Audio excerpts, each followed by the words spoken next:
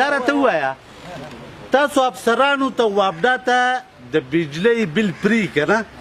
او دا ځمکې او اسمانونه چې جوړ کړل دي او د هغه رب العالمین کور ته موږ جومات وایو او په هغې پسې بل رالېږئ آیا دا صحیح خبره ده؟ زه دا خبرې کوم جي دوه خبرې کوم سرجي زما خبره مه روکوئ خیر دی دیو در باندې د مالوچو غونډان درویشت او زه درته مالوچو وارونه نه په غاړه کوم باقي د ډي پي او صاحب ډېر غټ تعریف وکړو زموږ وکیل صاحب خبره وکړه خو په وضاحت یې ونه کړه ډي پي او صاحب چې سکل دي مکمل وران دي د عدالت نه کسان بول دي او هغو نه ما تپوس کړی چې حاجي صاحب موږ د ټرفک په قانون نه پوهېږو موږ یې په زور دلته ورتولي یو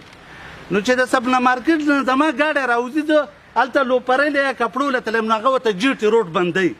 نو مهرباني دې وکړي دا دی د ټرفک مشر ناست دی هغه زاړه کسان نه دي یو راولي او د نورو له د ټریننګ ورکړي دا بازارونه ته ټول بند دي هر څه یې جام کړي دي جي باقي چې دا څونه محکمې دي ما د صحت کې بد حالات دي زه تاسو ته یوه نشم ویلی دا د ټیمې چیرمین ناست دی دوی چې ټولې ګیلې کوي زما خبره واوره دا راته ووایئ چې 15 کاله دې ملګري وي چې زمونږ حکومت دی که نه نو چې کم کار د دې نه مخکې په 1000 روپۍ کېدو تاسو پټرول پوهیئ چې په 1000 روپۍ څنګه کار کېږي هغه کار نن په 10000 نه کېږي تاسو زمونږ مشران دي چې تاسو مونږ له او دا کولی کچاري نه ده دې مونږ له زړه پوه کړو په دې کې بیا زمونږ د خلکو خفګان هم پیدا شي زه ډي سي صاحب ته وایم زمونږ محترم دی تاسو ټول زمونږ محترم یئ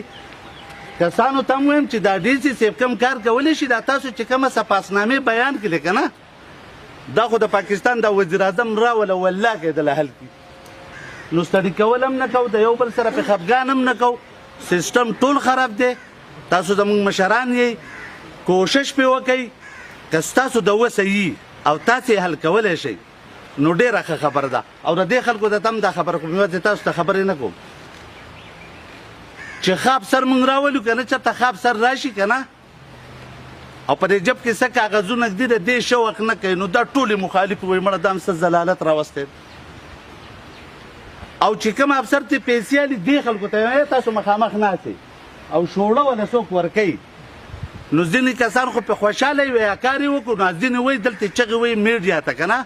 وایي رشوتخور یې راوستی ده نو یو خدای به د دې حل راولي او د دې نه به موږ خلاصېږو بل څوک ته نه خلاصېږو